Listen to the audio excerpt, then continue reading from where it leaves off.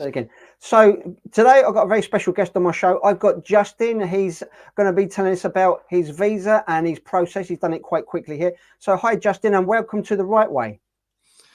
Morning, David. Thanks for having me on The Right Way. Great, Justin. So Justin, first of all, whereabouts are you from in the UK, Justin? Originally Berkshire, moved around quite a bit, but I haven't lived in England for many years. Lived in Canada and Australia. Great. So what part of Spain have you decided to make your home or the place of interest at the moment? Almeria, and Almeria for me, the province is where friends and family are, so the transition was just so much easier. Great. So Justin, we've been talking a little bit beforehand, and you've gone through the visa, the digital nomad visa. Can you tell us a little bit about that and why you choose that? And you've done it pretty quickly as well. So tell us a little bit more about that.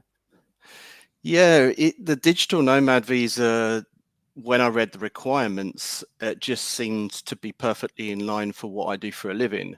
So I work digitally online. I help my clients, and I have clients all around the world. And I'm a mechanical engineer who does consulting online. I only teach online, so I do teaching. And when I look through the criteria, it just seemed to be too perfect. So it was only released, I think, in January of 2023. So yeah, the application for myself, a lot of prep work, but the application itself was 10 or 11 days. It was outstanding, but I think that's down to having a company that knows what they're doing, David.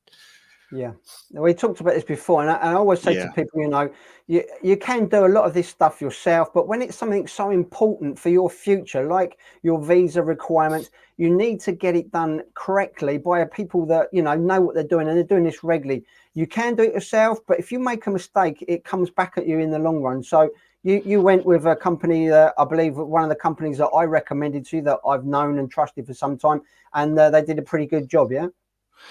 Yeah, I used Just Law. I actually managed to get a discount through your website, so they worked out to be incredibly reasonable.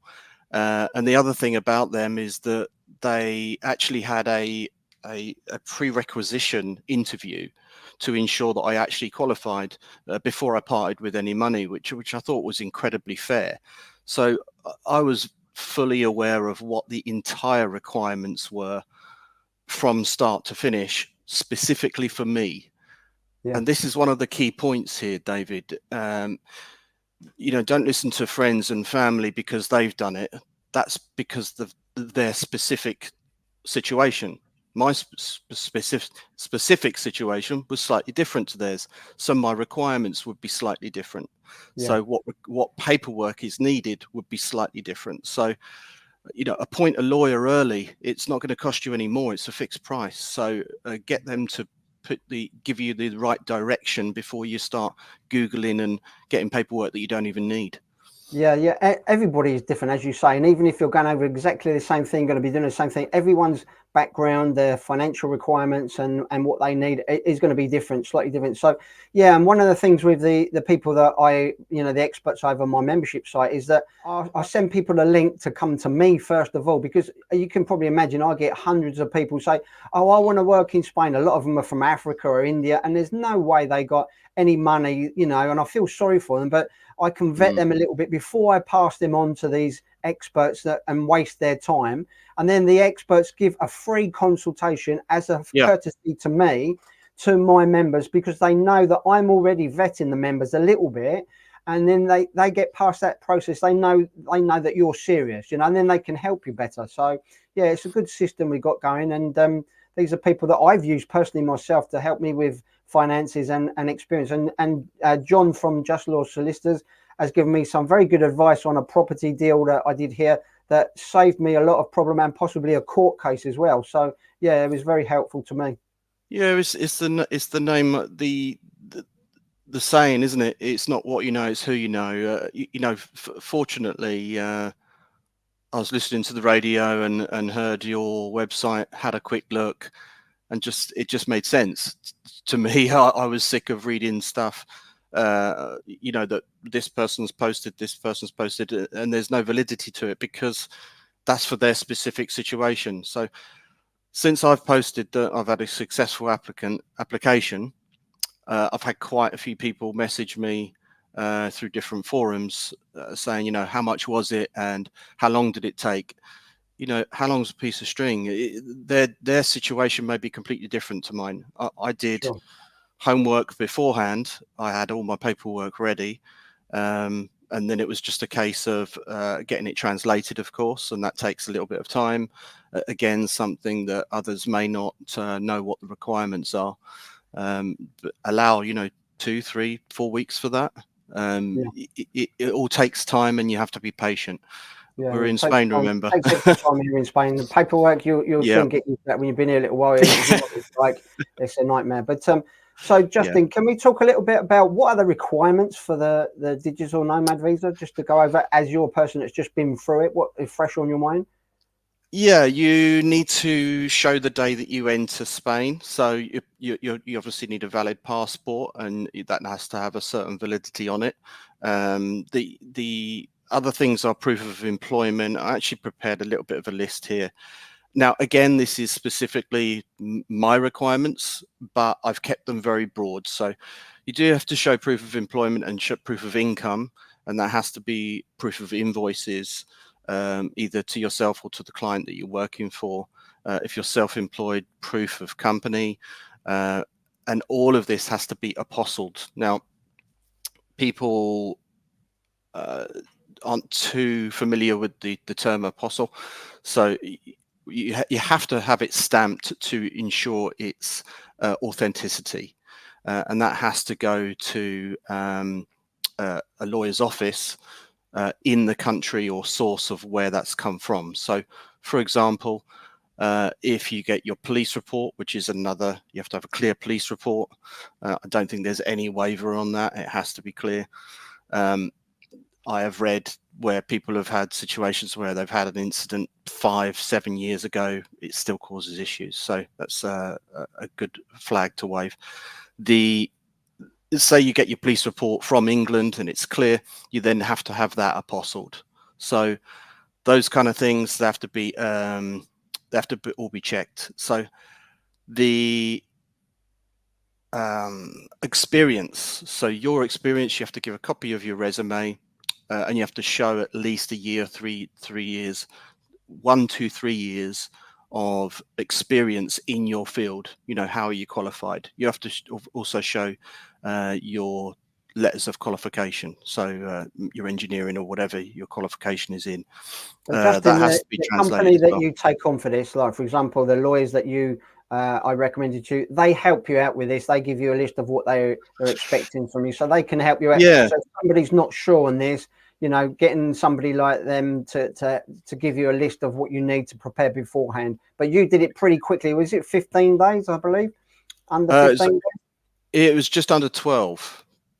Yeah. Now the fastest I've seen somebody else do it is 9. That is the fastest. Yeah. But of course, I was over the moon. I called you. Yeah. But it's all down to preparation. It's like anything in life. If you prepare for it, you know, and do your research, like you obviously have done your research, you know, you get there quicker. But that's pretty the preparation is everything. Now, my only caveat to that is don't go preparing everything thinking, right, I've got it all and that's fine, and now I'm going to appoint a lawyer. Do it the other way round. Appoint the lawyer, ask them and tell them your specific situation, and then say, what are my requirements? Because some of the things on the list that I've just given, and the last one is bank statements. Of course, they're going to want to show proof of income, and they have to be originals. So, you know, you're going to have to make sure that you're giving those. You can give them digitally, but yeah, you just got to make sure that it's correct for you. We can all be Google warriors, you know, and go searching around. Just appoint the lawyer early, and then they can actually help steer you through the entire process. Don't get everything ready, what you think is right, and then have them correct it. It's just it's a waste of your time. you're paying them to help you, so let them help you. That's right. Yeah, I mean, Yeah. years ago, it was 22 years ago this summer that I moved here, and when I Yeah. first came, I mean, there wasn't internet and Facebook to ask questions. I had to come here and actually get off my arse and look and find. And when I Mm. came here, I found an English speaking club, and I asked them about a lawyer, and somebody recommended one. I went and had a meeting with him, and I didn't know him from Adam. He spoke English, which helped me. Seemed quite authoritative here, and so I took a risk and took him on. And but I paid a lot of money to have my residency done then, and he did my books, my accounts, my self-employed, my will. And I paid at the time, I remember I paid €400 to have a will done. Now 22 years ago, that was a lot of money. To give you an idea, last year I redid my will here and it cost me €48 because I went and done it myself in Spanish. But I speak Spanish and I know what I'm doing now. So that €400, I wasn't unhappy about spending that because I know it was done right, and maybe I did pay over the top for my accounts, but at the time it was a good accountant, and I got money back at the end of the tax year. Whereas my friends who were living here did it cheaper themselves. They had problems, and in the long run, as you say, you get what you pay for. And when it's in Spain, it's a different language. There's different paperwork, and that you really need to pay a professional that's doing it all the time. It makes all the difference. Makes it a smoother transition, doesn't it? I think, if it's worth paying for a service if it's quicker. We're all about getting things done. As you get more confident, as you learn the lingo, as you find out who the best people are to work with, and you build your kind of your team up. For example, I've got to go through my TIE yet. I've just got to go and collect that, and then register as autonomo, etc., etc. So all of this, I'm using the same people for this time around. As I get to know more and I get more comfortable and I learn the process and I learn the applications for each year, I'll then do what you did, as you get more comfortable. But as first time here, you want things done quickly and you want things done right, then go to the reputable companies. I can't stress that enough. I actually just end up doing the rework. Yeah, a couple of years ago, I did a video. I changed my TIE card to the new one. I had the old resident card, and it's not a legal requirement at the moment, but it's going to be. I'm sure of that. And as my friend in the embassy here told me, get it done now. So I went through this company, a company here that I recommend to my members to do the process for me. So I went with them and did it, even though I could do it on myself, and it's only 12 years to do it myself. And I made a video and account to see how other people would go. And I didn't think it was that straightforward, really, even though I could speak Spanish. It was a bit of a stress queuing up in the right queue at the right time to make the appointment and then go back a week later to pick it up. I mean, it's not rocket science, but if you don't speak Spanish, and I thought, well, it's not that straightforward for somebody who's just got off the boat here and want to do it. It's better to just pay somebody and have less stress, Yeah, I'm actually thinking, I'm not very familiar with the TIE process. I'm picking that up, etc. And I'm thinking, maybe I should take a friend with me who's fluent in Spanish, because I want to get it right. But I understand the process is very simple. However, Just Law aren't based in Almeria; they're actually based in Malaga, and that's another myth, by the way. You don't have to use somebody locally. You just need to use somebody that you know that they know what they're doing. Yeah. So it doesn't matter where they are. A lot of people have been asking me, what local firm did you use? I didn't use a local firm. I didn't need to use a local firm. I used a firm that knew what they were doing. It's a big difference. Right. I mean, all the people that I recommend, you can do it online, and they do all of Spain and the islands as well. So, it's a digital age we live in now. And in Spain, people say Spain's backward, but with the new digital certificate now, there's pretty much everything you can do. If you can get the digital certificate and you can, fumble your way through a bit of Spanish, we may call it. The other week, when we paid the taxes, we did our books online. My wife did it sitting in front of the television. Obviously she's Spanish, but she did both of our taxes. And then when she finished, I went, all done. She said, yeah, we got a €800 rebate. I went, what do you mean? She said, that'll be paid in a couple of days. So not only is the tax done, it's all sorted out, and then you get done and dusted within minutes, So it's amazing, really. Yeah, I personally like the system. I don't really have any bones to pick. For me, and I believe anybody else, if you go into it thinking, oh, it's going to be really, really difficult, guess what? It will be. So, you have to go into it with a positive kind of mindset as well. So, Justin, tell us a little bit about your life in Spain. Then, are you a out and about disco person? Do you just like the beaches? Are you like a quiet life in the mountains? What's your life going to be like here in Spain? Or what is it like in Spain? It will be consistent of lots of walks and renovations and still work. I'm not one of the lucky ones that's retired.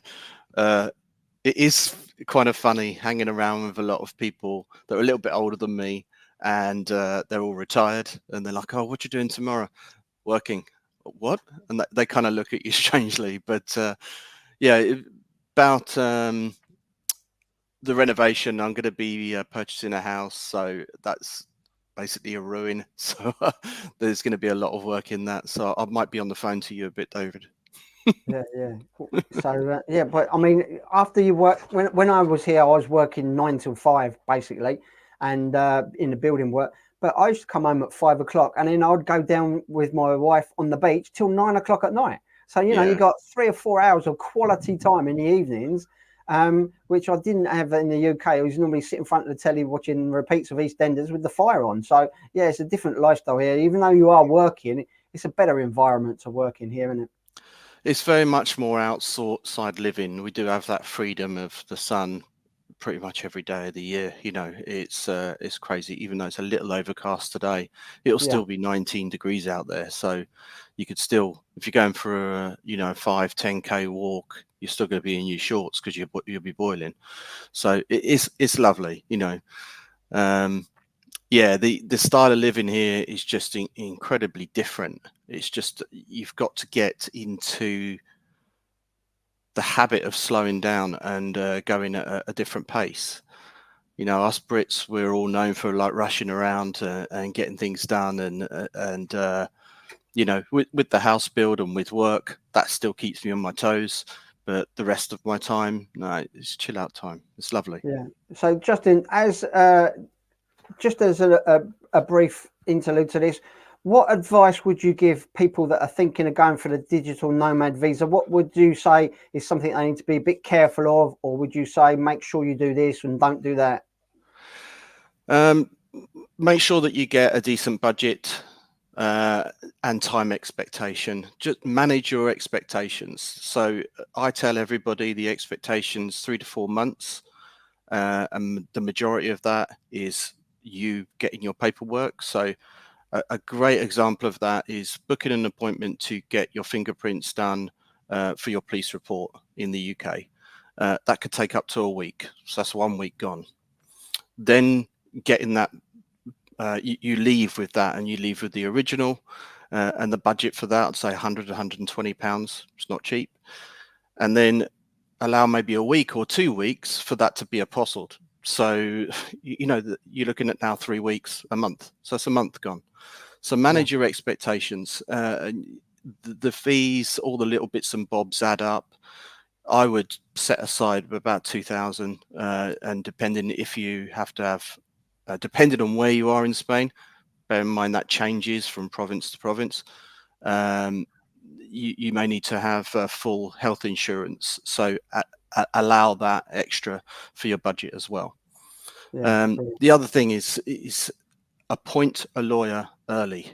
It doesn't cost you any more to appoint the lawyer early. It will be a fixed rate with the lawyers. So appoint them early and let them guide you. Don't go ahead and just do everything immediately, because your paperwork may well be out of date by the time you actually get to file it. So Yeah. be very careful. Brilliant. Okay. Thanks very much, Justin. And thanks very much for joining us on the show today. No, you're most welcome, David. Thanks for all your help. I would like to say if you do join the website, this is going to be a terrible plug, David, I'm sorry, but if you join the website, you get that money back in your discount by using the lawyers immediately. You actually get double of it back. And I haven't stopped telling everybody about this. So it's a no-brainer. I haven't even explored all of the other things that you offer with all the other experts yet, but I'm going to be taking full advantage of the Spanish and all the other tax information. So Yeah, the take Spanish advantage of lessons you it. need to get onto straight away, because next You conversation we'll do, have is, you do. will it be Spanish? Yeah, my Spanish is okay-ish. It's getting there, but it's so much easier. You know, I know people that have been living here for 20 years and they still haven't learned Spanish yet. That's crazy. Your life is much, much easier here and much more broad if you learn the language. Yeah. Okay, well, that's brilliant. Thanks so much, and Justin, for joining us on the show. And if anybody wants more information, they can contact me, or want to join our membership site and get all the benefits that Justin's has, then I'll leave a link in the information page. Thanks so much, and speak to you later, Justin. Cheers. Thanks, David. Right, I'll